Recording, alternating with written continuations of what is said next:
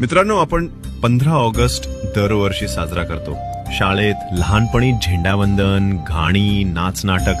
मोठं झाल्यावर सोशल मीडियावर फोटो, स्टेटस, जय हिंद लिहिलं की झालं. पण कधी विचार केलाय, हा दिवस फक्त सुट्टीसाठी आहे का, किंवा देशभक्तीचा फोटो टाकण्यासाठी? 15 ऑगस्ट 1947 आपल्या पूर्वजांनी बलिदान देऊन आपल्याला स्वातंत्र्य दिलं. तेव्हा लोक फक्त एकच गोष्ट विचार करत होते, देश मोकळा व्हायला हवा. आता 78 वर्षांनी आपण काय विचार करतो? माझं काम झालं की झालं, बाकी मला काही देणं घेणं नाही. दरवर्षी भारतात 2 लाखांहून जास्त लोक रस्ते अपघातात मरतात, कारण आपण ट्रॅफिक नियम पाळत नाही.